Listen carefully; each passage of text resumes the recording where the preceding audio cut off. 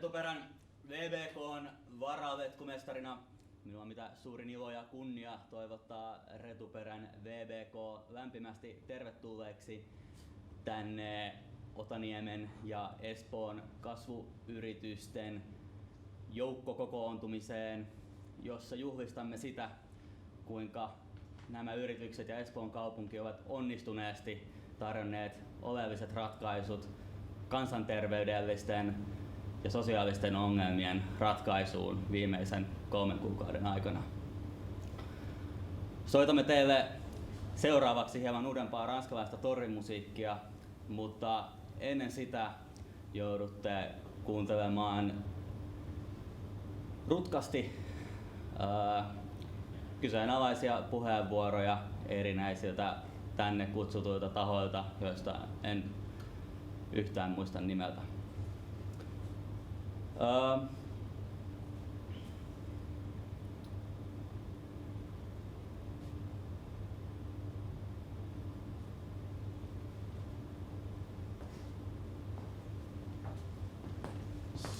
Hello, welcome. Hello.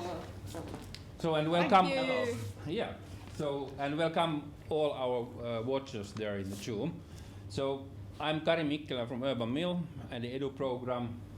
And I am Katja Haakman, coming from City of Espoo and 6-aika project called Growth Ecosystems.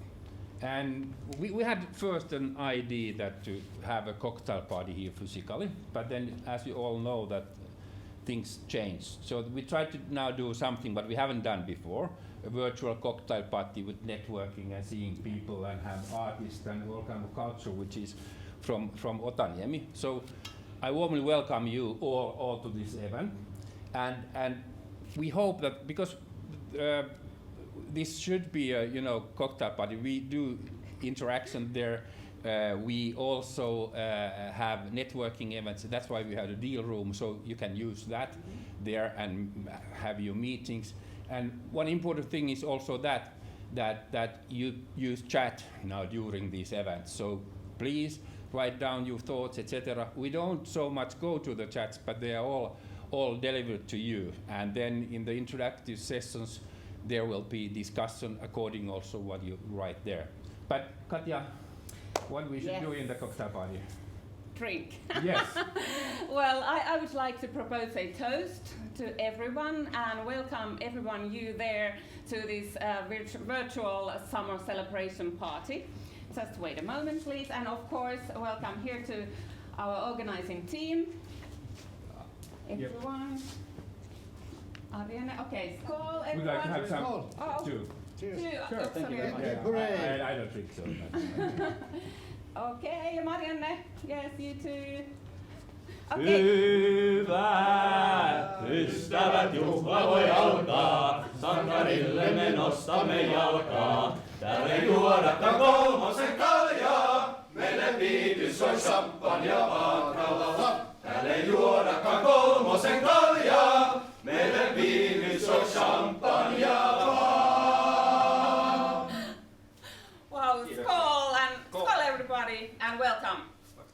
And now we're going to, this is part of our team, our Atte Leskinen and their technical team is there behind. You don't see them, but they do reality. And then we have the facilitators, and I think that now it's time already in a little bit beforehand give the word to Sami Katsi from VTT, who will now moderate the next session. We have the opening panel, then we have some keynote speeches, and then discuss on few breakout sessions, and then in the end we then have some artists and Retupera will come back. So Sami, could you take the lead from now? Thank you very much, Kari. It's a great honor. Yeah, kiitos. But I seem to be on a faraway island, unfortunately, so let me just bring myself back to Espoo, the place where many innovations happen. And as many of you know, there are many things which characterize Espoo. Today we talk about creativity, we talk about sustainability. And for those of you who still aren't aware, Espoo has been designated the most intelligent community on the earth. and furthermore, the innovation capital of Finland. So we'll have a short panel discussion, and it's my honor to welcome the panelists. We have the mayor of the city of Espoo, Jukka Mäkelä. He will be joining us just now very soon. I hope he's around. Yes, hi. Also, hello, Jukka. We have Janne Laine, who's the vice president of innovations at Aalto University. And then my dear colleague, executive vice president Erja Turunen from PTT is there. And of course, we also have Jari Jokinen, who is the CEO of the Academy of Academic Engineers and Architects in Finland. Hello. So what we will try to do is, go through a dialogue with the panelists and get their thoughts and ideas about some of the pressing issues we have around. So Jukka, let's start with you. What makes Espoo so special? Number one intelligent community in the world, innovation capital of Finland. A lot of the GDP of Finland is coming from here. What makes Espoo so special? Yes, for a mayor, high-tech and innovation city in a beautiful and clean nature, not bad. But I think the Espoo story is all about doing together. Few years ago, Espoo was ranked to be the most intelligent community in the world, year 2018. And of course, I was proud because there are winners like New York and Singapore and Melbourne and now Espoo. But it has been a little bit difficult for me to say that the city of Espoo is the most intelligent city in the world without smiling. I have been a mayor for a while, and I know all our bureaucracy, what we have, and I guarantee you that I don't feel that intelligent in my everyday life. But the point is not that to be the most intelligent city. The point is to be the most intelligent community. Yeah. It means that we have to do it together, and we have to do it together with our citizens, but also it is very important to City of Espoo to collaborate with Aalto University, with research centers like VTT, and with the companies. And it's very nice to be in this panel with Janne, Erja, and Jari, and I think the collaboration is the key word. And I also think that for a university, the point is not to be the most intelligent university in the world. I think the point is to be the most intelligent university community in the world. And I think it's a good idea for Aalto University, and I think that they are doing in Aalto University a very good job in collaborating with for example, with Espoo. And I think that's the most important thing. Yeah, I totally agree. And I know that, some of the key champions of this community or collaboration, they actually are all over Otaniemi and the nearby region. So, but Janne, if I go to you, because again, there is this thing about rankings and everything. So Aalto, since the name change, has been continuously growing in the rankings. And now, of course, you're combining engineering with business, with arts. What has been the key to the rise of Aalto and its popularity, not just in Finland, but globally? Yes, hello. Also on my behalf, first of all, to say that I have been now sitting 11 weeks in sauna. It's a Finnish style, maybe a world record. But the crucial thing that I can do it is that I'm sitting in a sauna that is located in Espoo city. So it is, of course, nice view. Anyhow, I have a lot of windows here around me. Yeah, but seriously speaking, so thank you, first of all, Jukka, for your kind words about our university. The rankings, we are not running after rankings to maybe say it, but we rely on the fact that when we are doing good things, make right type of decisions, also rankings will rise. But there are a couple of different factors that I think have been very crucial. One thing is that at the university, I think the most important thing is people.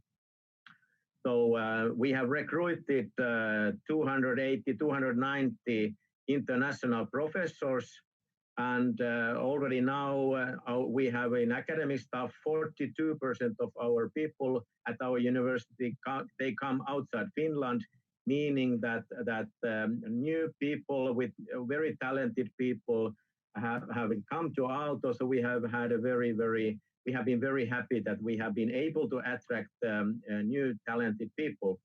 The question why they have want to come to Aalto is, I think, the combination, like you mentioned, the engineering, business, design, art, and technology. I mean, that is a unique combination, and very many talented people. They haven't wanted to come only. They have wanted to come to Aalto because of the concept of our university. So because we believe and they believe that the combination of different disciplines like those what we have at Aalto, that will generate new innovations, new things that will lead to breakthrough novel openings that can really help in solving global challenges. And the other, I think, quite important parameter is that we have very nice stakeholders around us. We have, of course, we are in the area where we have a national research institute, so ETT, Geological Research Institute, and so on. We have a lot of companies that are really close by us, and we are nicely located. The Otaniemi campus is very nicely located, and together with City of Espoo, we have been able to develop a marvelous, nice campus, and we are still that work is still ongoing. And maybe the last thing, but not the least, that we have been actually focusing very much of our doings. So we tried to focus on 7 core areas, 5 technical areas, and then business and art and design. And that focusing is very crucial because we are not the biggest university, but we try to be agile and very dynamic. Thank you. Thank you. And now if I move to Erja, this is so wonderful, the dialogue and the questions and everything is flowing through. So Erja, I know that at VTT we have also been doing some sharp focusing, and VTT has always had a very strong culture of excellence, innovation, and in delivering impact technologically and societally. So again, I'd like to ask you, what is the secret behind this?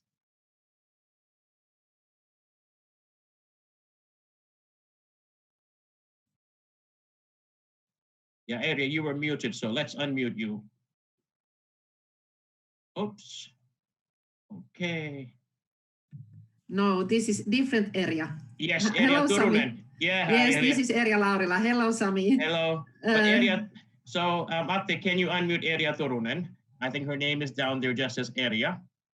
So the spotlight should be on her. She is with the nice Marimekko jacket, if I'm correct. Or Erja, if you just wave your hand, I think Matti can see you. Okay, perfect. You're on, Erja. So I believe if you just unmute yourself. And yes. Yes, now it works. Perfect. So technical challenges. We are learning this, but still some challenges sometimes. Yes. Yes, great to be here. I don't have a fancy place to sit as Jukka and others, but I do enjoy the summer here. Definitely, sun is shining, and I enjoy the summer even through the window. So you asked about our culture of excellence and innovation and kind of secret behind this. Well, I would say it's a simple answer as strategy, actually. So and then of course implementation of that. So we started actually to crystallize our thoughts a few years ago, kind of our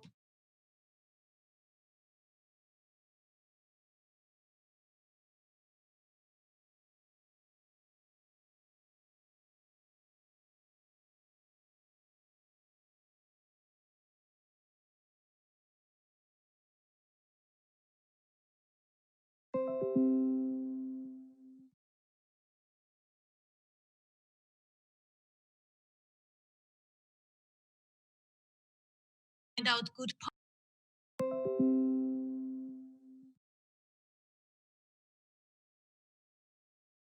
kind of customer relevant issues.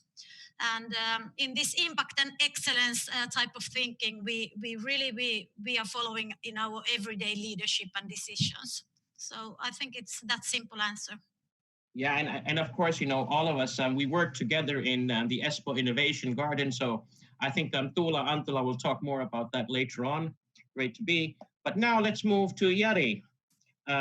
Your community, because again, you deal with all of these architects and engineers, and there has always been, this talk around sustainability, innovation, mindset, creativity. So how do your members, let's say, after leaving universities or stuff, nurture that? How do they build further upon that and create impact to society? Well, thanks very much for the question, Sami, and thanks very much for the opportunity to join you today. And I'd also like to underline Jukka's and Janne's and Erja's interventions earlier here. It's actually wonderful to see what's actually happening at the Otaniemi campus, and I'm also have been very privileged to being able to work together with Aalto earlier on in my career. But when we come to our members and all those who work in the field of technology, I think the curiosity is the main thing. That's the most important thing, which in a way puts together those active in the field of technology. And it's not only technology.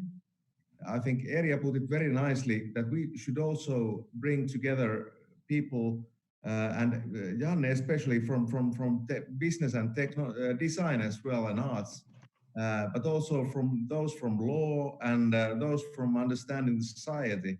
It's not only technology, and in Finland we're in a situation where we actually should reinvent the innovation system we have. Yeah, very good. Yeah, go ahead. And that's actually something we really should do or redo, especially now when we have to find ways to actually pay the COVID bill during the next years. And I really hope that we'll be able to work together in that. Yeah, thank you so much. I mean, this, brings me personally, I mean, it's very touching for me that, once I was listening to Tarja Halonen, the former president of Finland, and she was on a TV channel doing an interview, and somebody asked her, what are the 3 most valuable assets of Finland? And she had 3 words: people, people, people. And I think this is, again, one of the great things, about Finland, and of course, the environment which we work with, that we are able to bring in the key brains, let's say, to deliver unique, one-of-a-kind products and services. Jukka, let me come back to you. We had an interesting comment, in the chat window when people saying that, it's so nice to be an intelligent community, a sustainable community, a creative one. What are your views on, let's say, diversity and us being, let's say, a caring community? Yeah, I think it's a good idea and a good slogan, and of course we are. And you mentioned Tarja Halonen and people, people, and people. For us, it's residents, residents, and residents. And when I'm talking about Espoo story, which is our strategy, we have made a strategy, a narrative, and we made it together with our residents. Even all the 6 years old preschoolers were doing our city strategy. And I guarantee you that if the preschoolers should be the mayors, we might doing much better. But the point is that we have to do it together, and the citizen orientation is our first value, and I think it's very important. I mean, thank you for raising that. Together with, of course, all our ecosystem partners, and on behalf of VTT, I do a lot of work on smart cities and international projects. And one of the things which people find really alarming is just that part that how do you engage with citizens or residents? How do you take their voice into consideration? And I said, well, in Finland, we actually work with kindergarten children. Let them, give us ideas on what future they'd like to be in and create. So thank you very much. Janne, if I get back to you, again, I see Aalto as a great growing ground, and many people, I'm sure, who are even participating today have their roots in Aalto in some way or the other. But if we look a bit, let's say, to the future, you have a lot of work going on entrepreneurship, on startups. So how are you preparing the future stars for Finland and, of course, the world? I think that this is very maybe boring event since everyone is talking about strategy, but I think everything starts from strategy of the university as well. We have in one big why I'm talking about strategy is that we have really now we launched our new strategy this year, and we have raised up the importance of entrepreneurial mindset, radical creativity, sustainable solutions as a cross-cutting themes, and then on top of that, impact. We need to generate more impact or concentrate more on generating more impact than previous years. So that is something. And for example, my position as a vice president for innovation, we didn't have that type of position earlier. So we really tried to see that in all layers we have activities that promote innovations, for example. But I think that what maybe giving two, three examples. One is very, very important. Everyone knows, of course, in this audience about Slush, also about the power of our students. I mean, Startup Sauna, our youngsters, they are amazing. So they really, I think that they will help Jari to make Finnish new innovation or strategy or what like in remake what we should do in Finland. So our students are, of course, amazing. And how we can support our students, of course, we are supporting them our startup sauna activities as such, but we are also now, we have been, in our new strategy, we have been launching that the Aalto Venture program. That is very similar program that is in Stanford it's an educational program.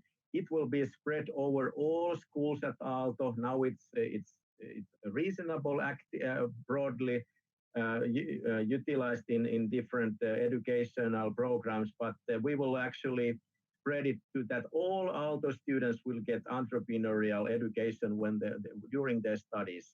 And especially in that Aalto Venture program, we will concentrate on sustainability. So it's more like sustainable solutions through entrepreneurial mindset is basically the slogan. So that is one good example. On top of that, of course, we try to build.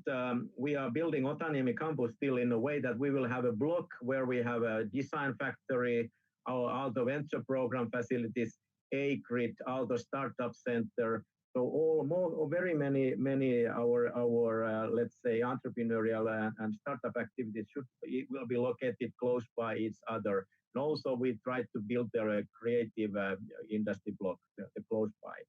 So this type of things we hope that will promote.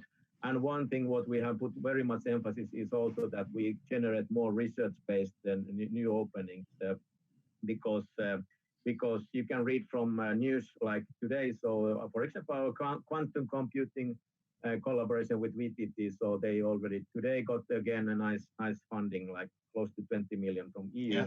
So we have new marvelous possibilities. Thank you.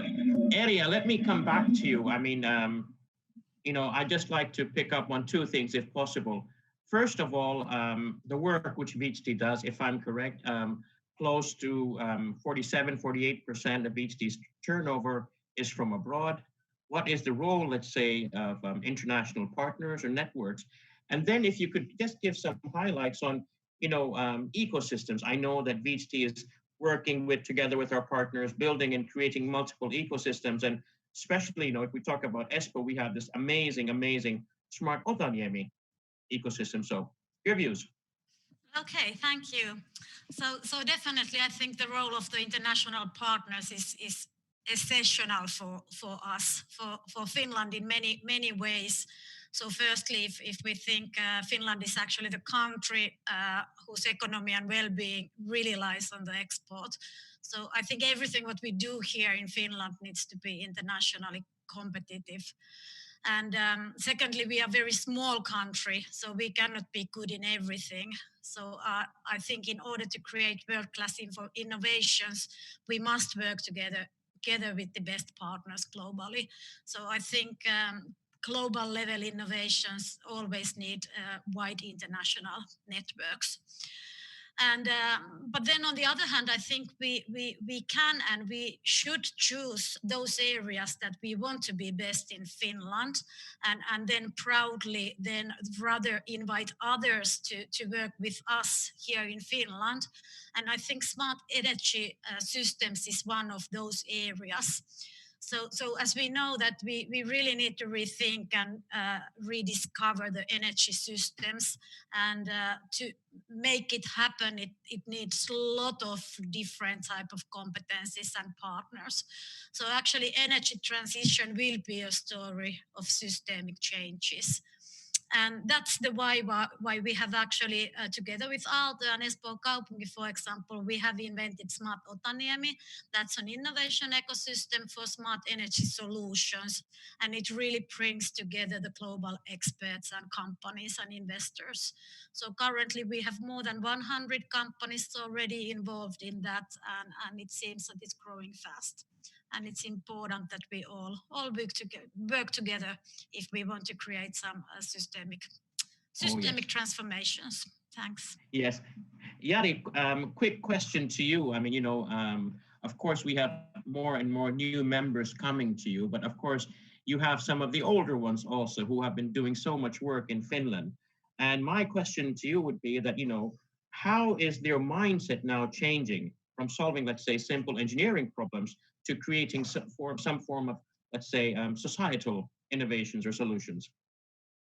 Well, one of the examples could be that we organize together with I don't know how it is called in English, but yhteiskunta-alan korkeakoulutetut. We will organize a course on how to save the world. And this is a pilot program together with those who understand how the society works and those with how technology works.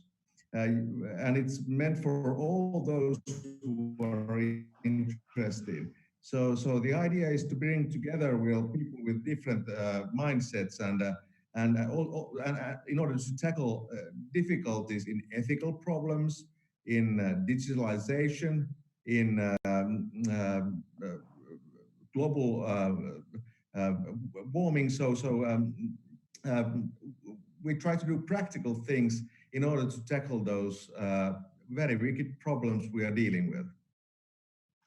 Thank you so much. And before we end this panel, very quick question to all of you. So first Jukka, then Janne, then Erja, and then finally Jari, is that today, in this great virtual environment, we're celebrating not just summer, but creativity, sustainability, innovation, you name it. And then we have, the great ecosystem partners over here. We have the city, we have research, we have academia, and then of course we have industry, and all of us over here as people. So what can we do together, and what would be the role of your organization? Jukka, you first. Yes, thank you. A very good question. And as I told you, Espoo is a high-tech and innovation city, but we are also a growing city. During my lifetime, our population has tenfold, and the growth is continuing, and we are trying to keep our growth sustainable. We can offer the platform for creative and sustainable growth. Janne. Yes. Very quickly. Yeah. We can, of course, as a university, we are open place to collaborate with all of the people that on organizations that we consider will promote Espoo and Finland. And if we think about our university, so it is of course hopefully a very nice place for startups, corporates, and other stakeholders to collaborate with. Erja. I think that despite the fact that the ecosystem needs to be a living organism, it still needs some structure to evolve. So what we can bring in is some also facilitation help to really facilitate the whole ecosystem, and then of course our own research competence to create innovations. Last but not least, Jari. Our main task is to bring people together and make sure that people from different backgrounds meet. And then I would also like to add that I feel that Otaniemi is a place where whole future of whole Finland depends on. So the work you are doing at Otaniemi is extremely important, and I appreciate it a lot. Thanks very much for that. Thank you very much, and thank you to the whole panel for this. And we will now be getting to short breakout rooms, so you will be put into breakout rooms. And the idea is that you would introduce yourselves. It's just going to be a very short breakout. There will be 3 to 4 people in the room, so you say hello to each other. But before that, let's all give a very good thumbs up to Espoo and the wonderful things we're doing, and then we'll move to the breakout rooms and continue in a couple of minutes. Thank you. Thank you, and have a nice summer. Thank you. And Jari, I fully agree. Me too. I also. Not so difficult.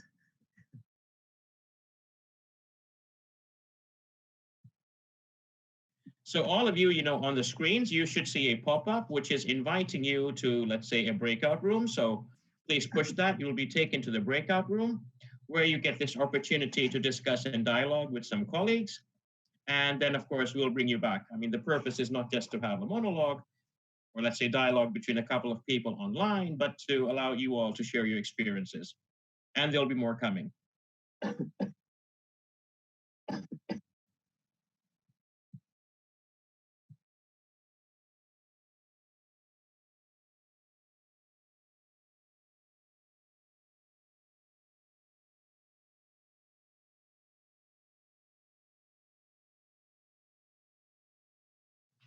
Okay, the last rooms are closing in a couple of seconds. So for those of you who are here, do drop us your thoughts or ideas in the chat window, and we'd be more than happy to pick them up and reflect on them at least.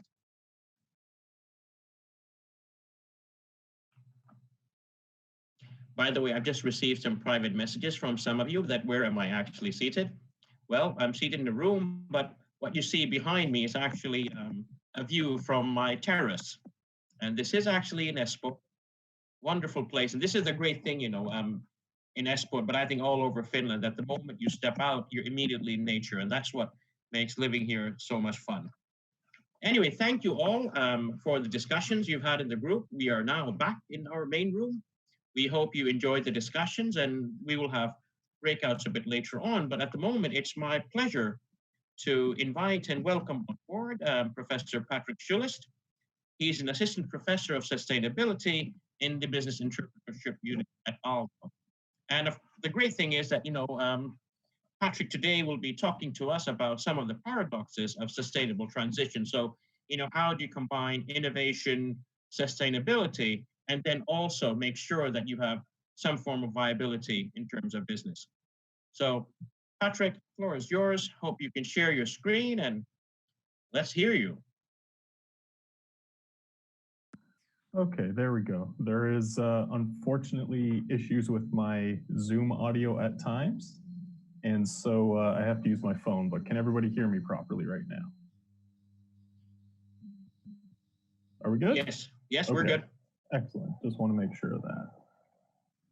So thank you for having me here today. I'm quite excited to be able to speak today. And I'm going to just share my screen and get started on a bit of a presentation.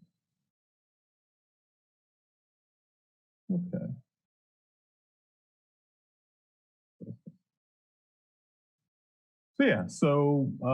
As I mentioned, my name is Patrick Schulis. I'm an assistant professor of sustainability and business here at Aalto University.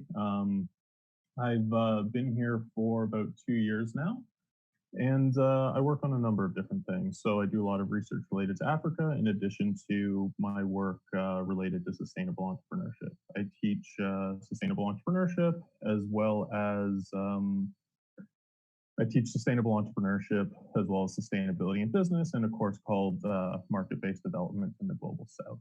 And so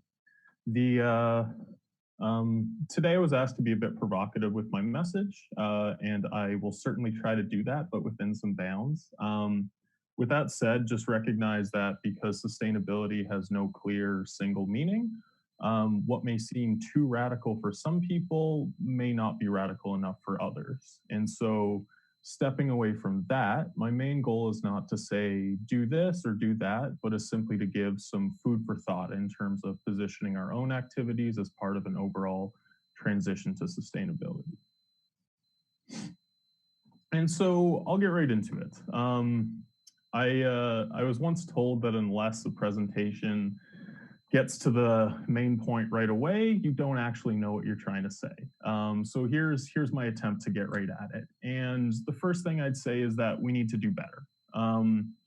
I suggest that if you're not actively working to incorporate sustainability substantively into your activities, you're in essence perpetuating a broken system. And so we certainly don't want that to happen. Second is that there's two main paradoxes I want to talk about when it comes to sustainability and transitions to that. One of them is, essentially this paradox of we all want radical things, but we can't go right to radical things. So talk about that a little bit. And then there's this paradox as well of we all push businesses to be more sustainable. And, that's sort of what my first point is. But there's only so much we can do about that because we ultimately have to have viable businesses as well. And so, let's get into this. Let's get into that first point. At this point, since the release of the Sustainable Development Goals, we've all talked about them a lot. Universities ascribe to them, cities like Helsinki, Espoo, Vantaa, we all agree on their importance. Countries aim to enact them, and to be seen as positive players in that way. But what does this really mean? Well, globally, the private sector accounts for over 80% of all productivity and economic output. So though it's important for countries, cities, and universities to agree with the SDGs, what we really need is action from companies and actions from other players to help in this. And there's certainly hope in that front. Thousands of companies have pledged to support the SDGs, cities and universities are supporting sustainable ventures, governments are pouring money in. But here's where I'll be provocative. I don't think that much has yet really been done. And much of what has been done is sort of simply window dressing, something we've done so that we can point to something and say that we've done a good job. And thus far, most companies have not actually really bought into the SDGs in a substantive manner, as I'm saying. We see and what I mean by that is we see a lot of peripheral actions, but nothing that gets at the core of these business models and the core of what a company is doing or a startup is doing. I think that there's a lot of companies and ecosystem players out there who want to be positive players, but their actions have not yet really backed up this rhetoric. So things like offering paperless billing and banking options is not buying into the SDGs. Using renewable electricity in your manufacturing operations is not buying into the SDGs. Incubating the world's 100th great video game is not buying into the SDGs, or simply using AI to do something more efficiently is not by itself buying into the SDGs. Though used the right way, these things can be important. And so don't get me wrong, all of the things I've just mentioned are important. and we should certainly do them, and we should certainly do more of them. But let's not sort of delude ourselves into thinking that these peripheral actions help us substantively address the massive systemic changes that are needed. Which gets me back to my first point. I mean, Patrick, this is Sammy here. Can I just interrupt? On the screen, you know, we're just seeing slideshow and resume slideshow. Yeah. Oh, really? Yeah. Apologies for that. So I think that has happened a couple of times. So is that better? No, it still hasn't come. Yeah, now we're there. Okay. Thank you for interrupting. Yeah. On my screen, it looks fine. Yeah, I think it's some speaker view or something. Anyway, okay. Back to you. Thank you. Sorry for that. Thanks for interrupting. Yeah, and so where was I at this? This gets me back to my main point, is that if you as an entrepreneur, an executive, a city planner, an educator, an expert at a hub, or a specialist of any sort, if what you're doing is not working to substantively address the SDGs as a core activity, then your actions don't really mesh with your rhetoric. And by substantive, I mean that your actions related to sustainability have to permeate the core activities of whatever it is you're doing. And so, but let me be clear at the same time, I don't say this to denigrate the incredibly hard work that people undertake in this area. Instead, I mean, I have the utmost respect for everyone who gets up every day and tries to make the world a better place. So I simply say the above to point out the realities of the situation and to make clear that if we do want to make a more sustainable world, which is something we all agree to, we need to go further. Okay. And no, it did it again, didn't it? Okay, and so what does this really mean? Give me a sec. Cool. Presentation. Is it showing up properly still? Excellent. Okay, so hopefully at this point, I've convinced you that we need to do better. But sustainability ultimately is full of paradoxes. And from what I've just said, it would suggest that we need many unicorns, many mythical businesses to swoop in, offer something new, and change the system fundamentally. To this, I would say, absolutely, we should aim to have these types of businesses. We should aim to create and incubate them and grow them.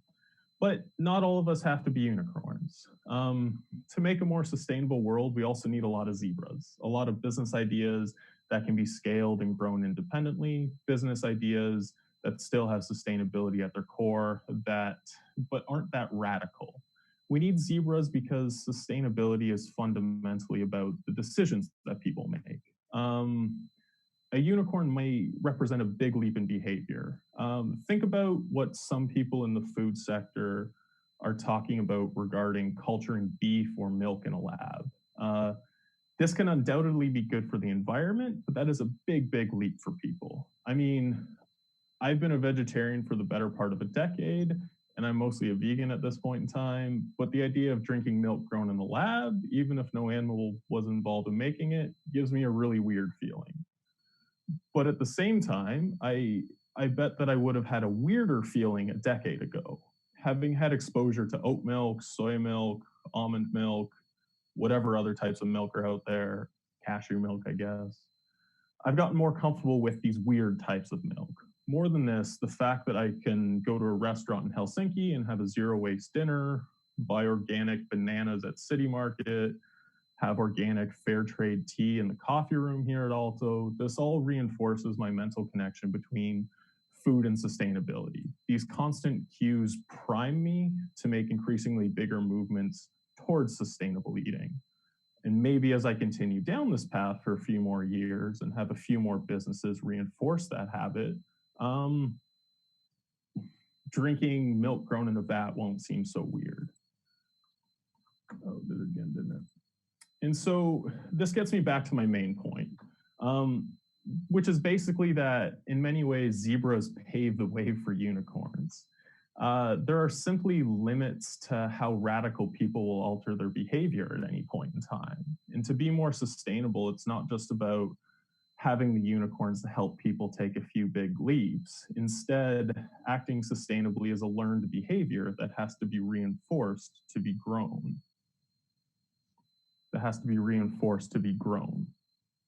And having more zebras around reinforces this and helps make the big leaps a little bit smaller. And so if I can see sustainability multiple times in a day in the actions that I'm taking and in my consumption patterns, it reinforces things. And with all this said, the main point I want to make is that, you know, when we're operating, trying to help transition things towards sustainability, we have to be clear about what role we're trying to play. Being a zebra or a unicorn, either of those is fine, but we sort of have to have mental clarity, in my opinion, on exactly where we're trying to fit in here, because it all connects to overall systemic change, but in somewhat different ways. So the main point is, I think this paradox can be dealt with by A, recognizing that there's different roles to play in this transition, and B, being very clear with yourself about, you know, what you're doing as part of that. Okay. And now we get to my second paradox, and I'll be quick because I'm gonna run out of time soon. I started by underscoring the fact that we need to push sustainability further. But at the same time, as we all know, businesses need to be financially viable. It's not hard to dream up ideas to make the world a more sustainable place. It never really has been that hard. We have a lot of wonderful current technological abilities. So it's not an ideas problem, it's a commercialization problem, in my opinion. And so, you know, when we're putting together, I guess basically the main point I want to make with this is that I've stressed in the first point that we need to do better, but this sort of puts the brakes on how much better we can do at any given time, because, you know, we can have the world's most sustainable business, but if we're not able to sell what we do, then we don't make money, and that doesn't do anybody any good. So I think there's two main points that come out of this. One is, again, understand that this is all part of a transition that will take many years. So having a smaller impact, as long as it's core to one's business right now, can be very important to facilitating that overall transition. And the second one is being clear, especially those working as entrepreneurs, being clear about what is like the minimum impact you're willing to have, because, you know, businesses have an inertia all of their own. We can start off wanting to save the world, but we end up making dog food. And we, I think getting caught up in the inertia of a business and trying to keep it alive on a day-to-day basis, we can often lose track of the overall good that we're trying to do. So having some thought, putting some thought into that can be quite important.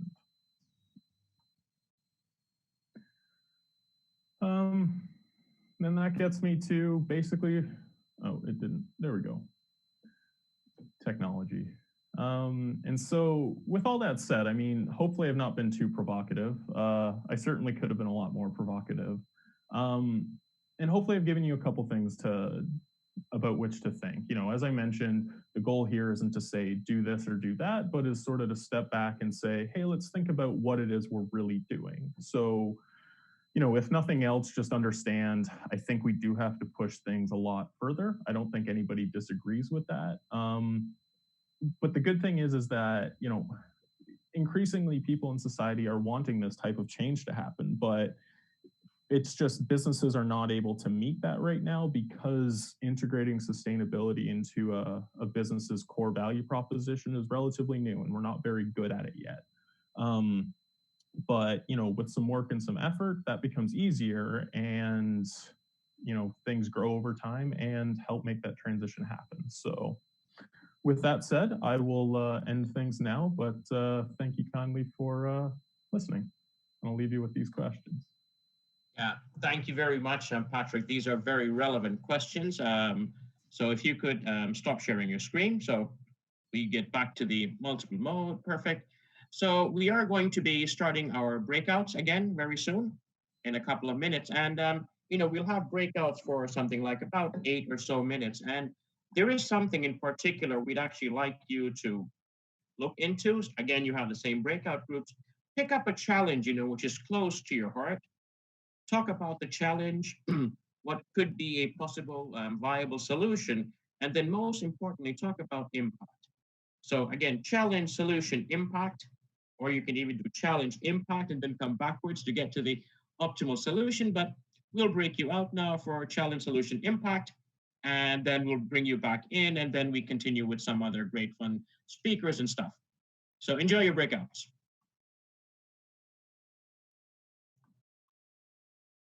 By the way, for those of you who are not in the breakout rooms, stay tuned, because in the next session, we'll have some really interesting speakers coming up.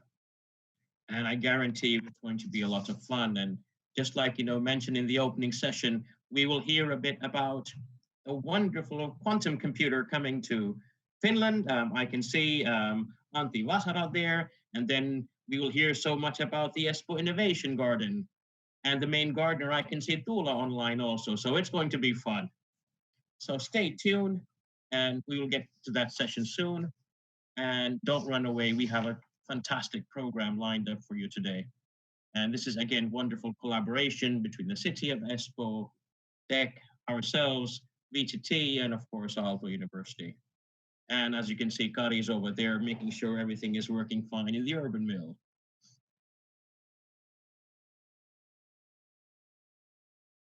And again, for those wondering where the hell I am, like I told you before, I am actually sitting inside Espoo. This is the background recorded from my terrace. And this is what makes, Finland and Espoo such a great place. You step out, you're immediately into nature. And don't forget, as Jukka was saying today, that, Tarja Halonen said, people, people, people being the most valuable assets of Finland. So Jukka said for him, it's residents, residents, residents. And of course, I know that for Antti, Tuula, and many others who are here joining in the next panel, the great thing is how do we connect these wonderful minds together to create something unique, something which creates impact and creates business. We will be closing the rooms right now, so hopefully people will be coming back. I think we have a couple of seconds left. So please do wrap up the dialogues over there, and then let's get back in. And don't forget to, have your wonderful drinks or whatever. This is mine. This is something which I brought from Pakistan. So it's nice steel glass, keeps drinks wonderfully warm and cold. And as you can see, I'm in a summer mode. I prefer to be in Finland than anywhere else in the world, because in Finland, summer is just fantastic. Back home, I just found out today it's 52 degrees. So 23 is fantastic over here. Okay, 10-second countdown. We are closing the rooms in a couple of seconds now.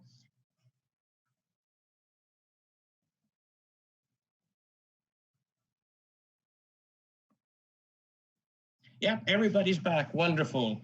Thank you so much. I will now pass over to our wonderful colleague, Glenn, from the Espoo Innovation Garden to take you through the next session and some really nice, great stories and innovation activities.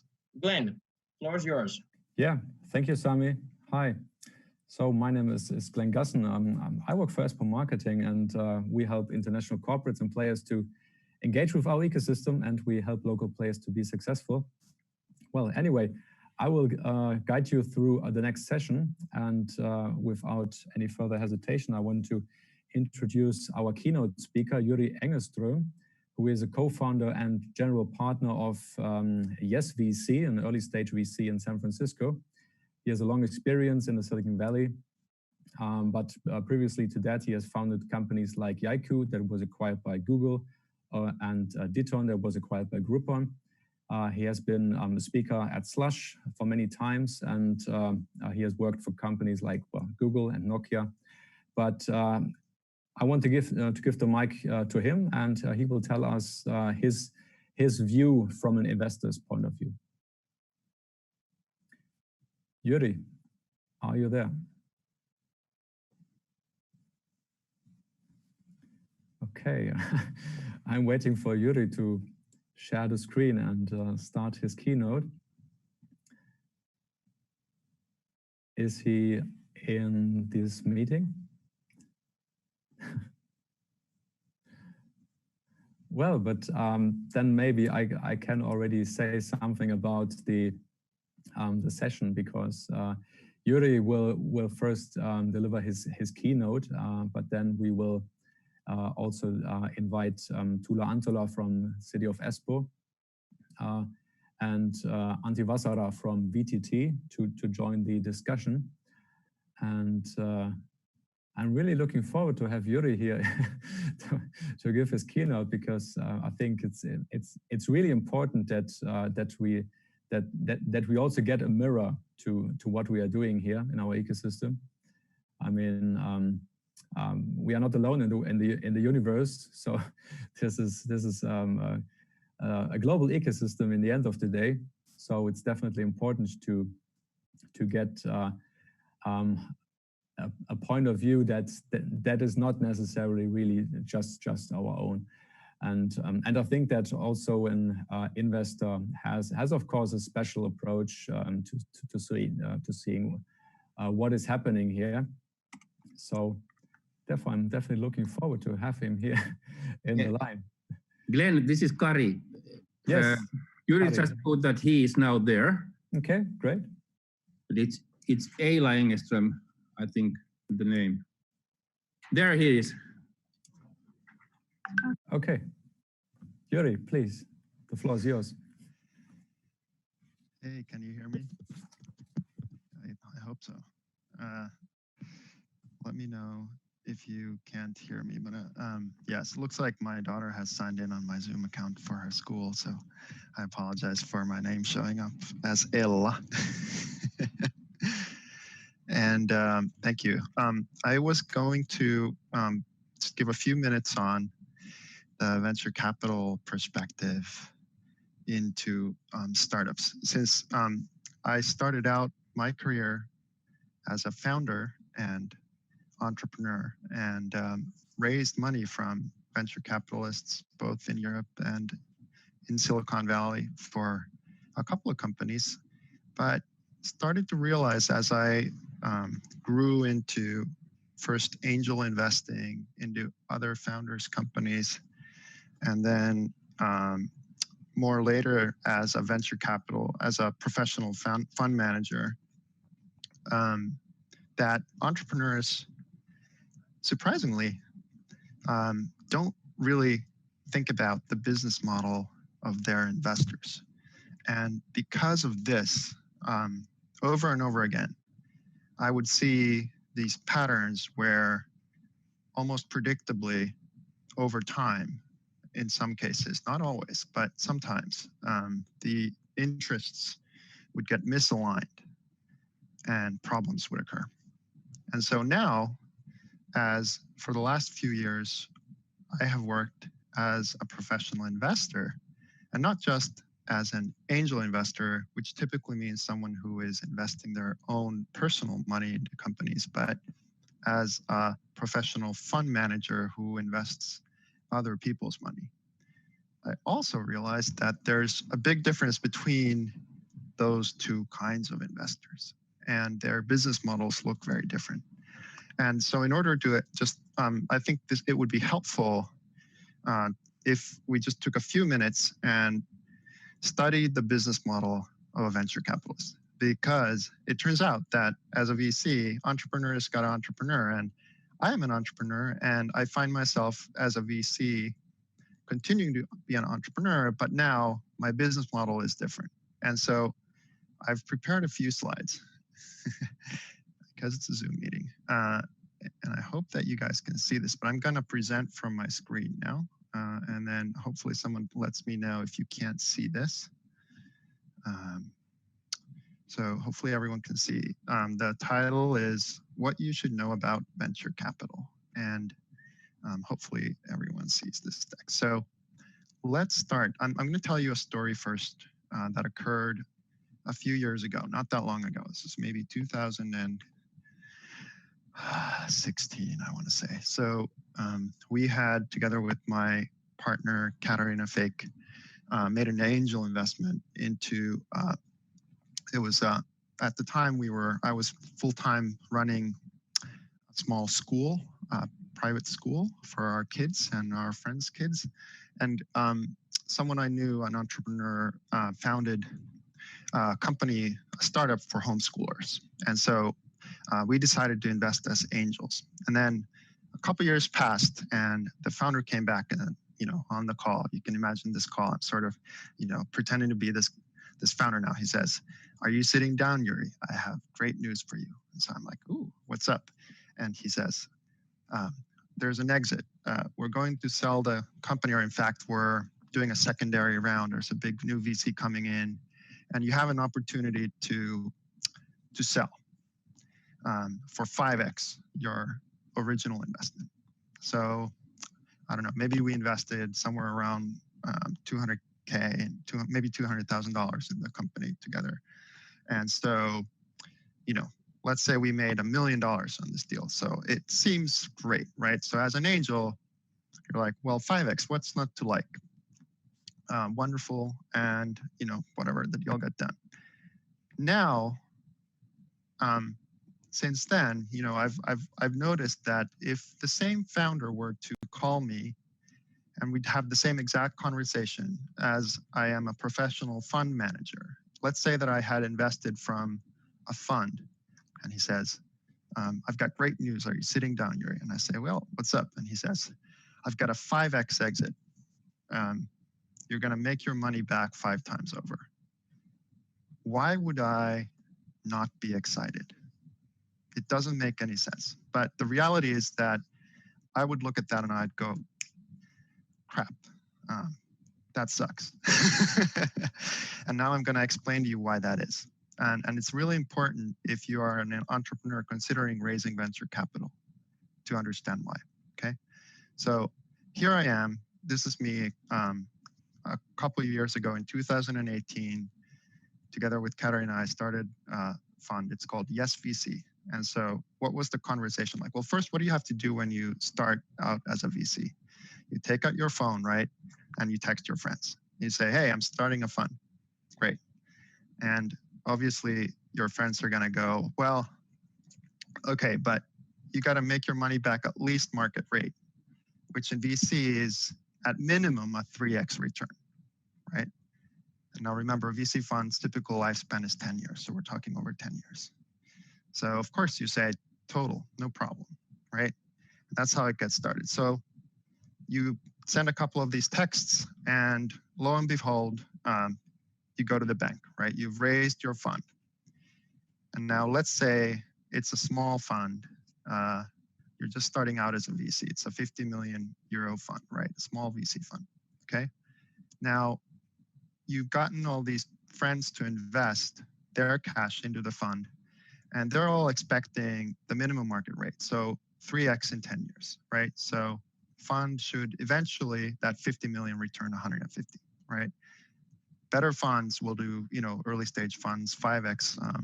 We're in a fund that is at, I think, 133x now, right? So this is baseline. Basically, I will be out of a job if I can't deliver even 3x, okay? Okay, now let's roll forward. How does this 50 million actually get spent? Well, over 10 years, a part of that actually goes out in fees. And so roughly 20%, which sounds high, but when you start making the math, that's actually pretty standard. So now, all of a sudden, of that 50 million, I only have $40 million or euros left to actually invest as a VC into companies. Now, what happens to that 40 million? Well, in normal cases, almost all fund managers actually split their fund into 2 big chunks. One is the initial checks into new companies, and the other chunk is the follow-on checks that they plan to put in later to defend their ownership as those companies that are doing well raise more money. Okay, so in an early stage fund, like in our case, it's about 50-50. Normal, I think, average VC split is actually much less into initial checks and a larger portion reserved for these follow-on financings, often 2/3 or even more, okay? But we're very, very early stage. We're taking high risk here. So we'll say we'll do a 50-50 split, okay? So now remember that 40 million just got split into 2. And now what's left of the 50 that I started with, only 20 million, I'm actually looking to invest into new companies, right? Potentially your company, right? One of you. Okay. Now, how am I going to decide what I do with this 20? Well, obviously, I'm not going to invest all of it into one company, right? Because I'm a VC, I'm building a portfolio and I need to diversify my risk.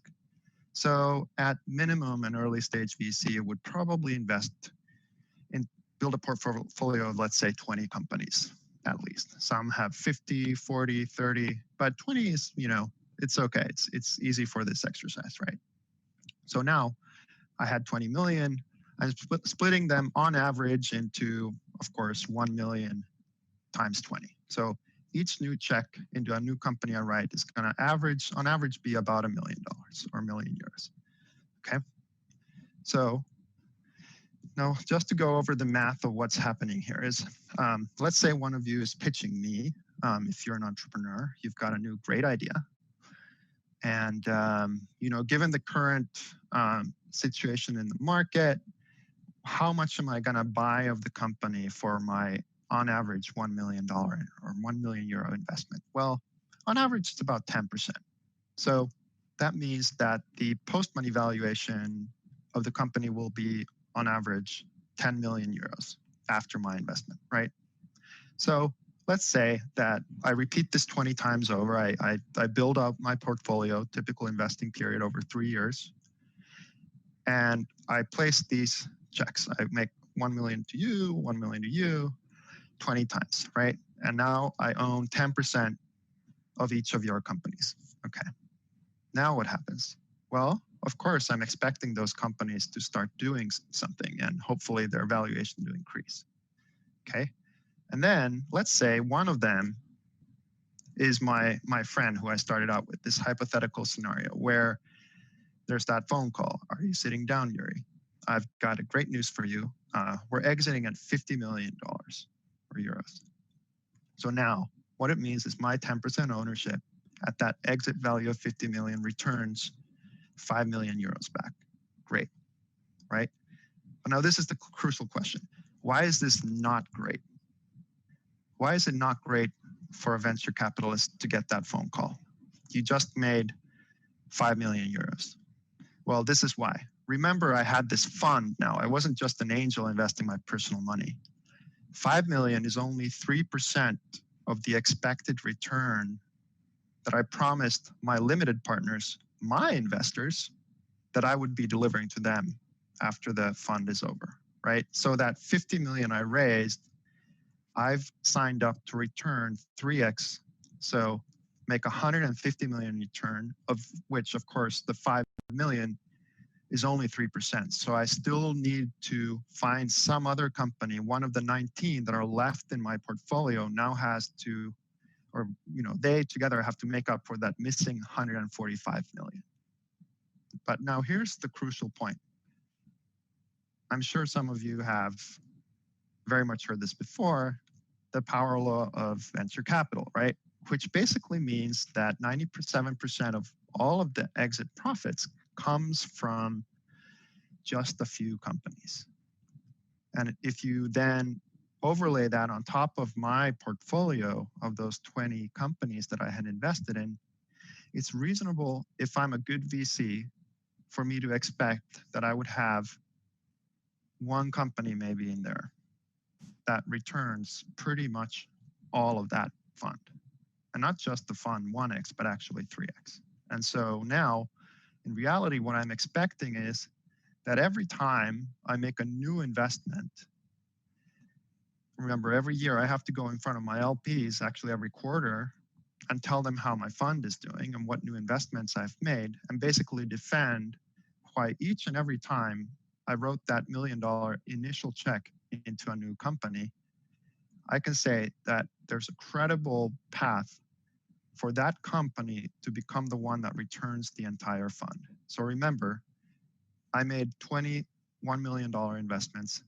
Each of those, when I'm considering whether I should invest in this company, I'm not thinking, is it going to make me back 5x? I'm actually thinking, is this the one that's going to make me back my fund 3x, which means 150x that $1 million So if you translate that into what kind of exit valuation I need to see, that means if I invested, remember, I bought 10% of the company. Now, that 10% needs to turn into 10% of 1.5 billion of exit value in order for me to keep my job and be able to raise fund 2 after 3 years, right? So, and if you account for dilution, as you know, when new larger investors come in later, my early ownership from 10% is actually going to keep shrinking down. So potentially it'll be only 5% at exit, which means that 5% still has to be that 150 million euros, which is now 5% of $3 billion. So this is why when you're raising venture capital as an entrepreneur, a founder, it's really important that you understand what size of a fund does your venture capitalist have? What's their return expectation for that fund? Typical is minimum 3x. What does the portfolio look like? How many checks are they placing? Where do you sit in that portfolio? What are the other founders, other companies that VC has already funded from that portfolio? Is there a winner there already or not? Could you potentially be that one that they're expecting to make up that whole return? Very likely, yes. In fact, no VC should be investing into anything unless they expect that company to be the fund returner, because they don't know, right? If they don't even expect it to return the fund, they probably shouldn't have any business in investing in you. And that's why it's what seems from an entrepreneur's perspective to be a great outcome can be a total disappointment to a VC, right?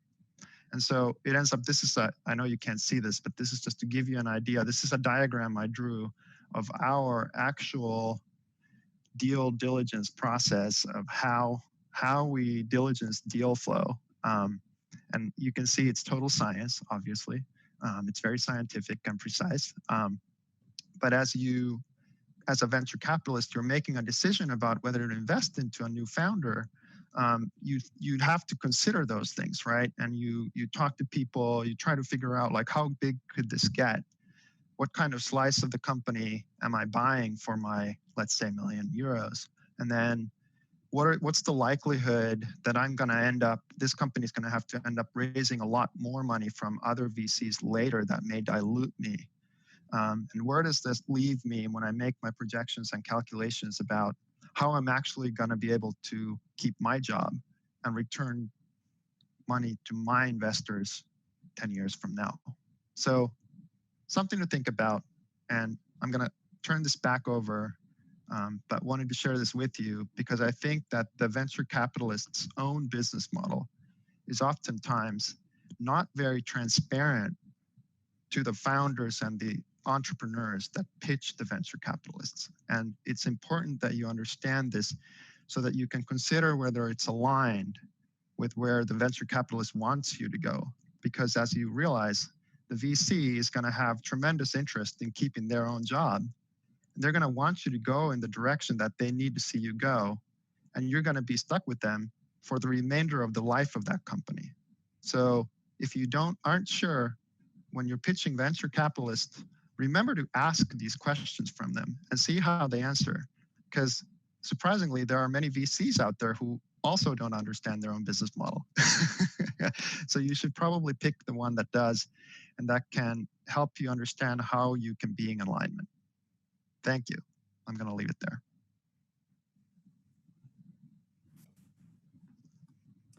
Thank you, Jari. That was very insightful. I think it's always super important to understand the people you are dealing with, and understanding the investors' business model is definitely something that startups should be able to do. I'd like to invite Antti Vasara, the President and CEO of VTT, Technical Research Center of Finland, to join us for a discussion.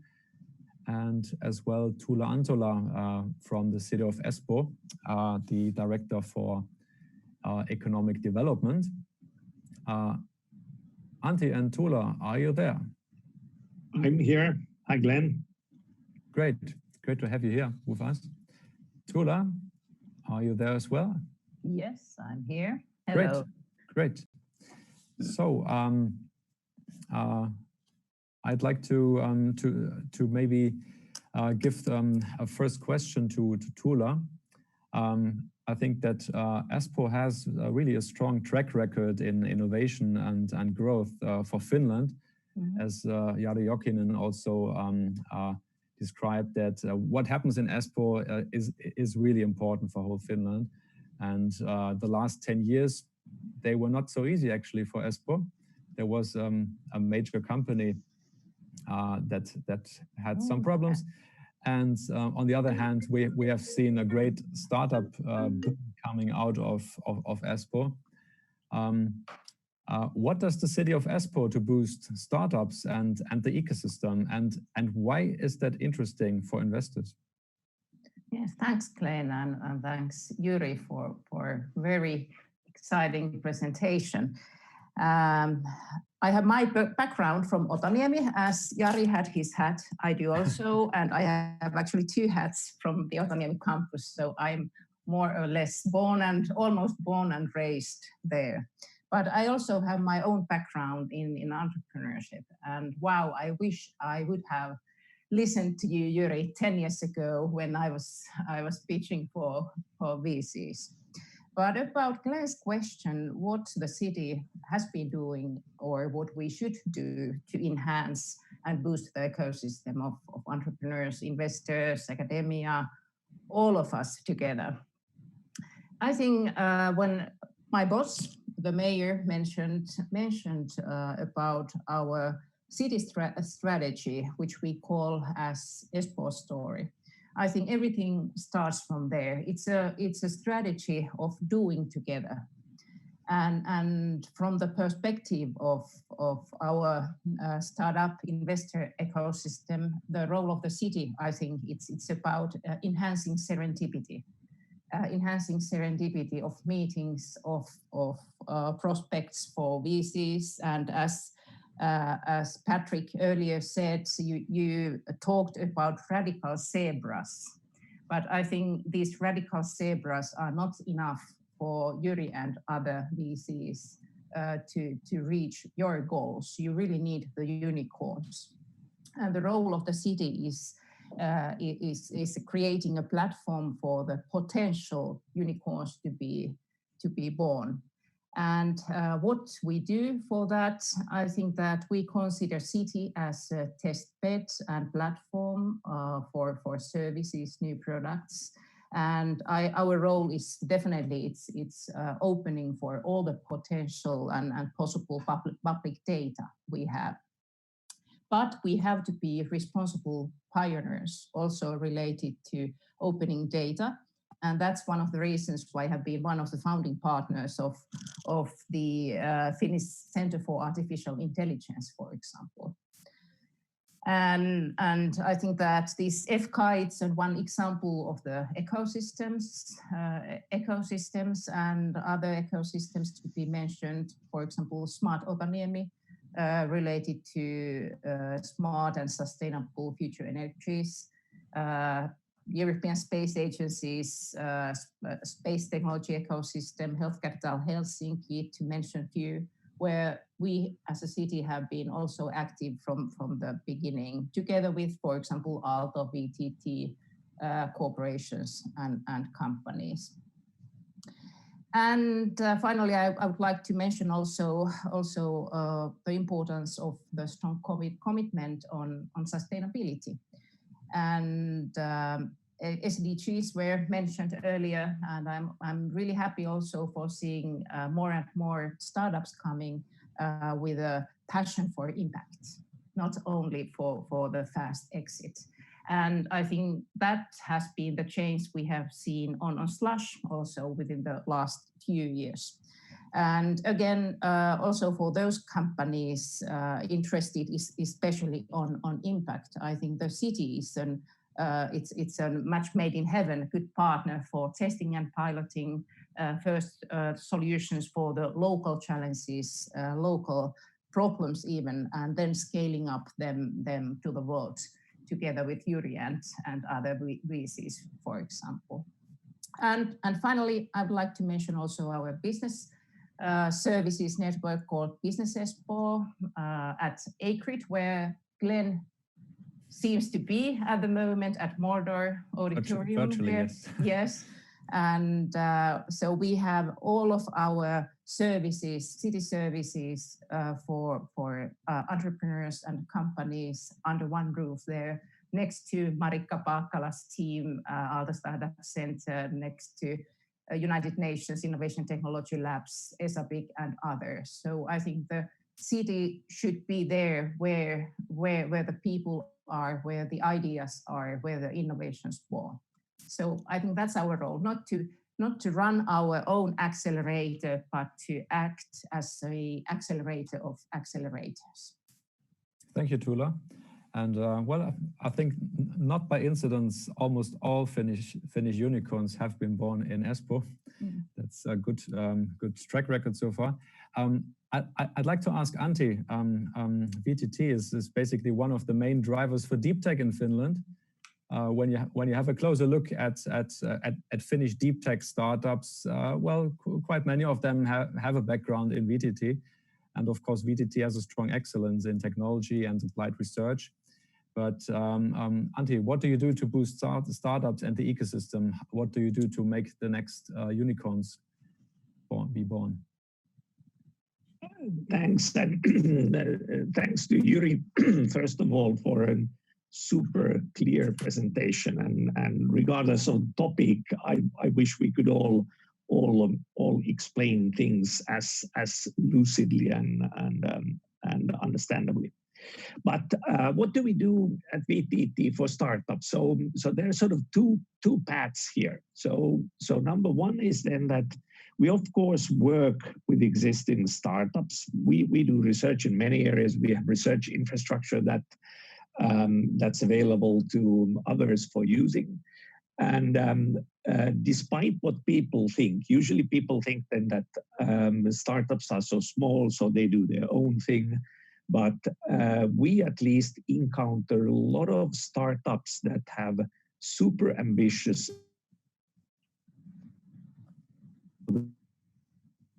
competence. They are looking for research partners, and then we are then working together with them to help pursue their goals. Sadly, most of the times the startups that we work with, really ambitious goals, are the ones who come from outside Finland.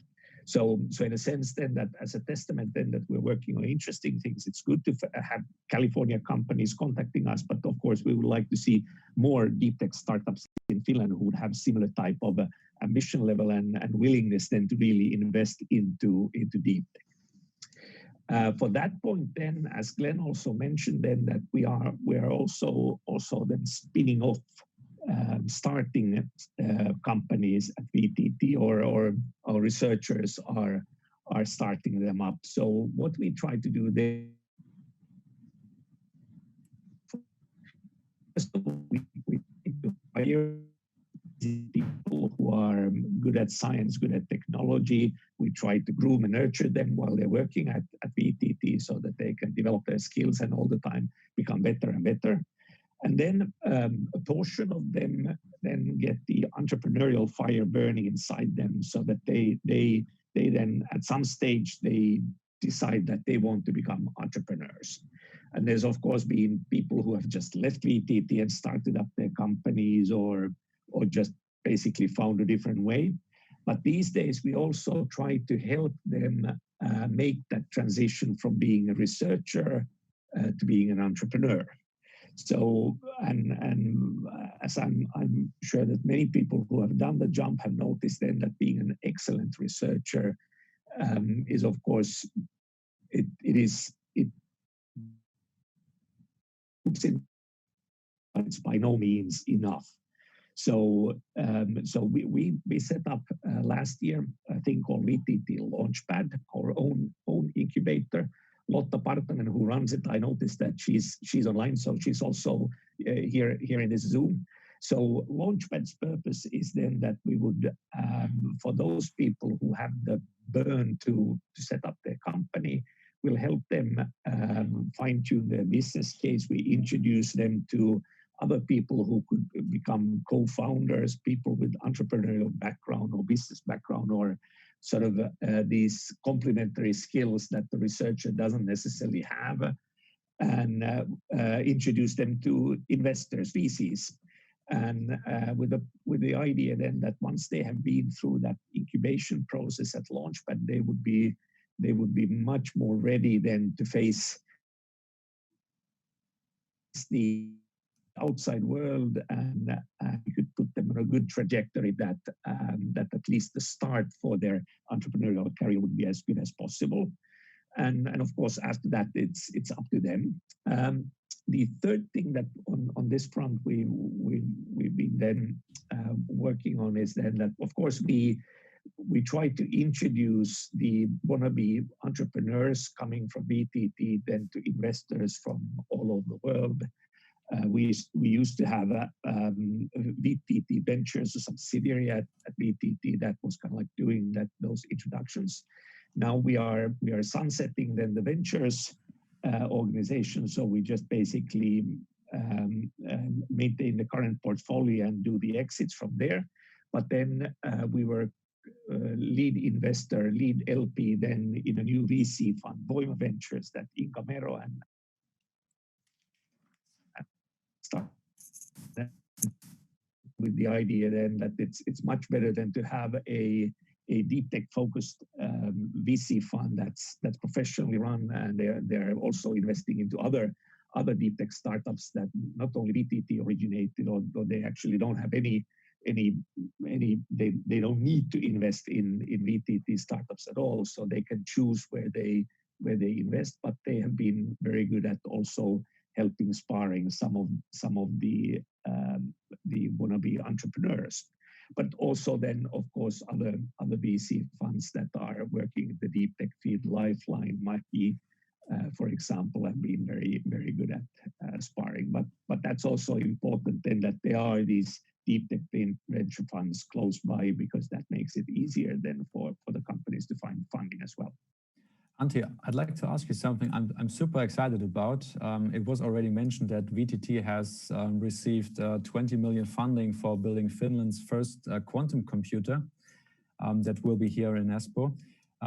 Can you tell us more about this, and what do you foresee as the main application areas? So yeah, the quantum computer is of course something that we're really excited about. So the 20 million there is for acquiring and partially VTT doing also the work. So the idea or the purpose why we're doing this is that we think that quantum computing is one of the most promising areas in technology for future years and decades. So it's like inventing transistor or microchips. So Lord knows what will come out of that. And we want to be early on in there. And the main interest is you could say that the main interest is not to have a quantum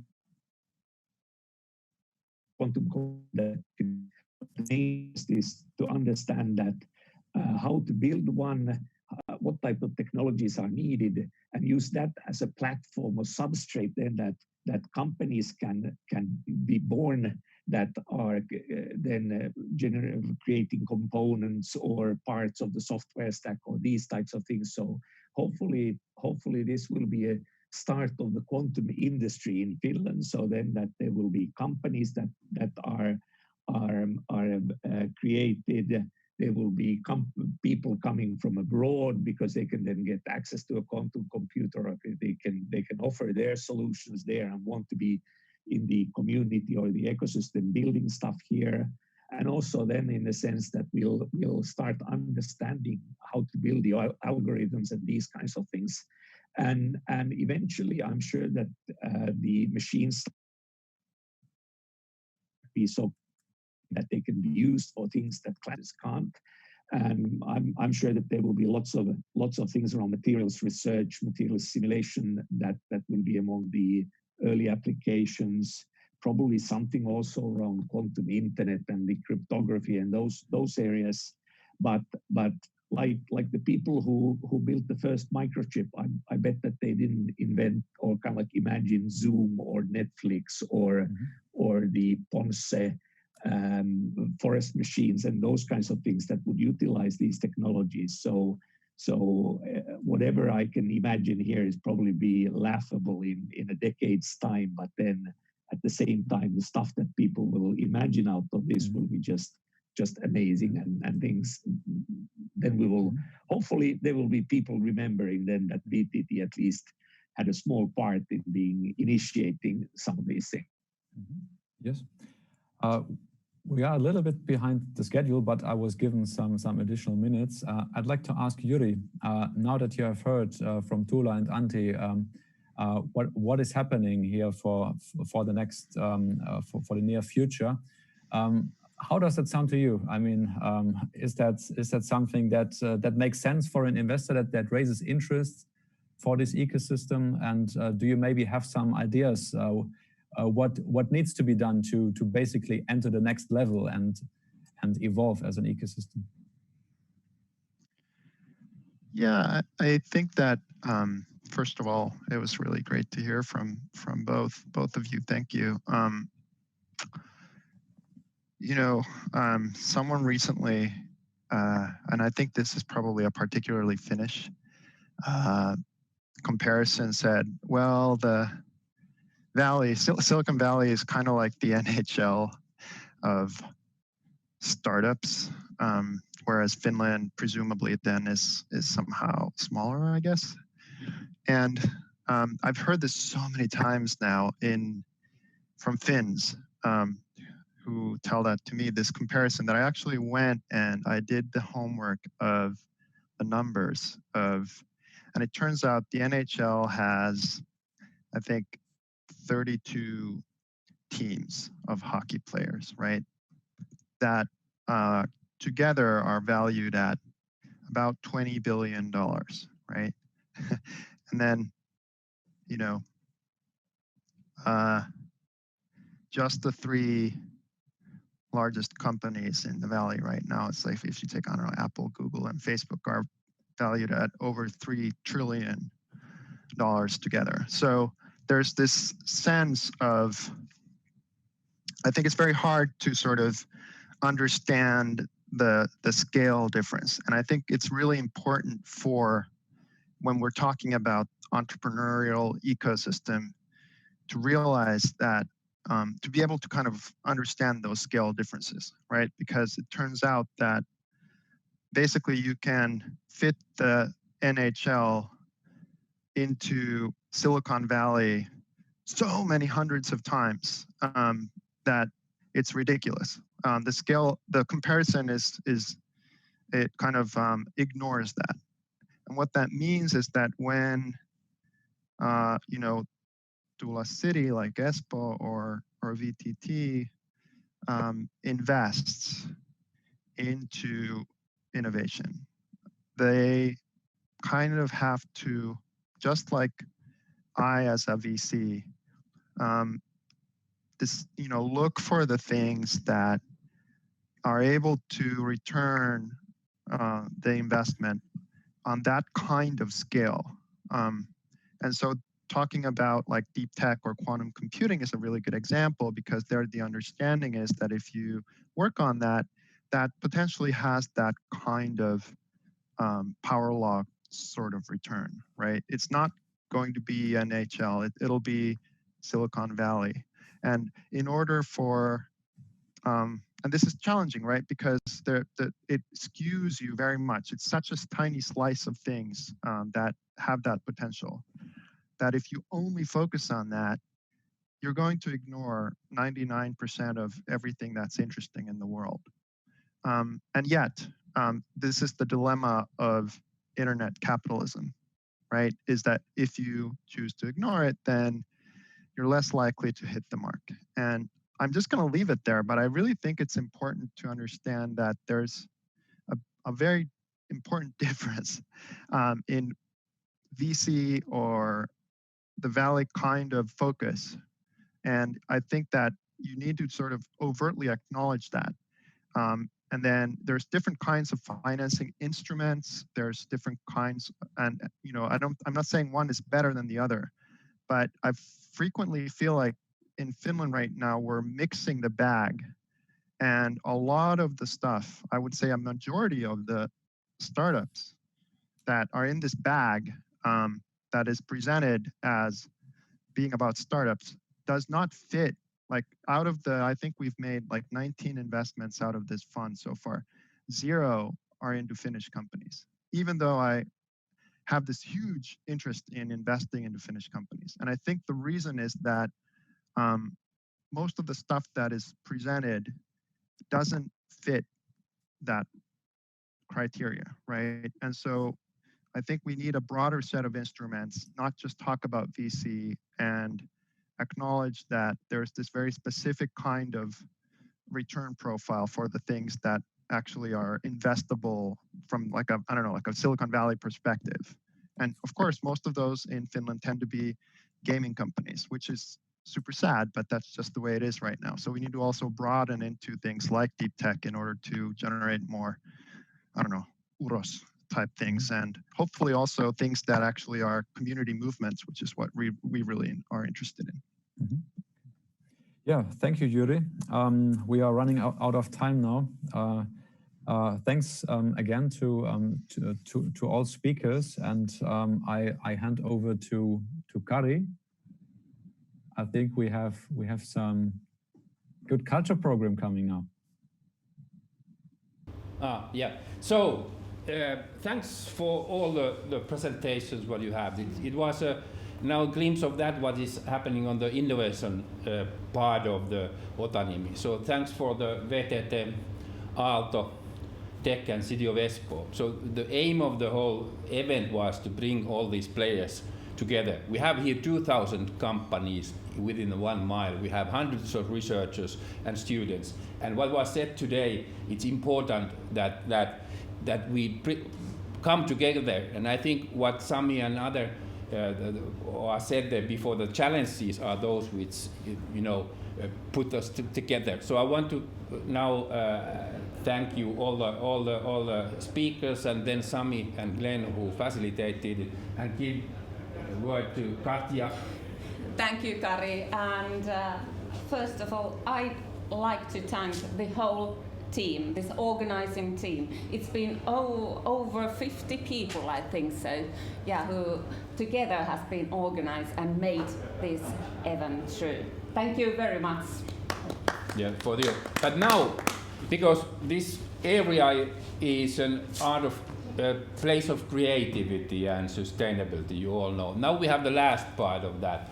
And when the School of Arts came into Otaniemi, they came much more creative there, but there has always been creativity here. So now we have 2 small glimpses of that. So I first call here Ilona Jäntti, who is you could come here and tell a little bit what you do, and then we see what she does. She's actually exercising here at urbanmill. Okay, hello, so my name is Ilona Jäntti. I'm from Ilmatila company. So we make contemporary circus performances, and we create many of the choreographies here at urbanmill. So we pre-recorded a few things here this week, so yes, please enjoy. If you go there in the virtual world and you put the things going.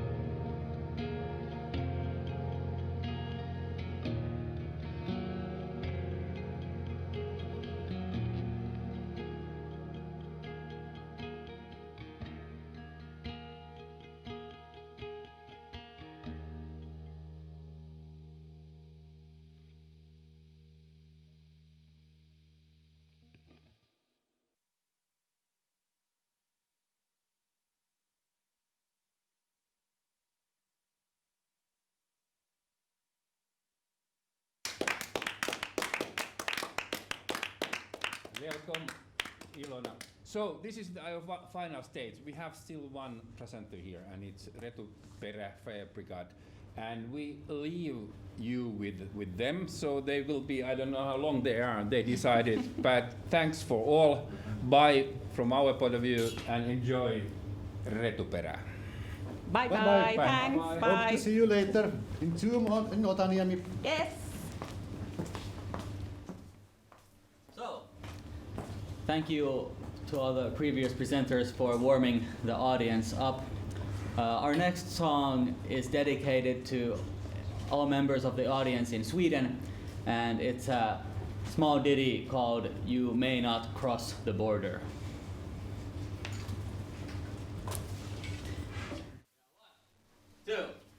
One, two, three.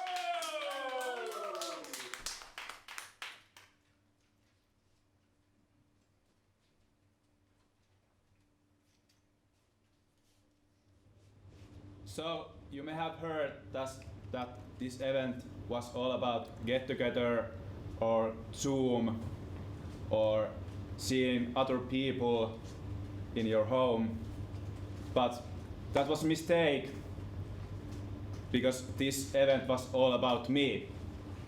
And our next song is called My Ego, Your Tango.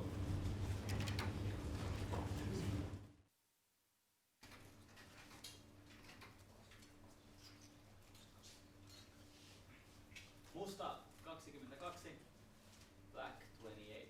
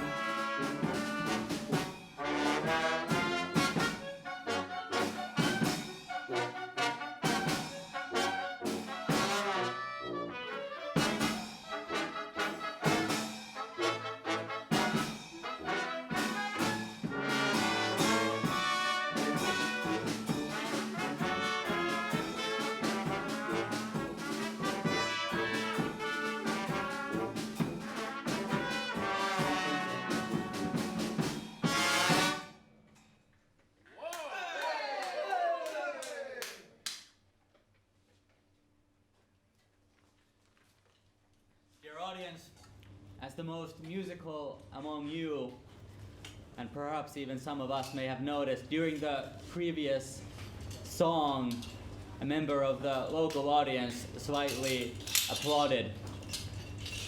This can mean one thing and one thing only, that it is time for the playing section of Retuperäs BBK to retire for today.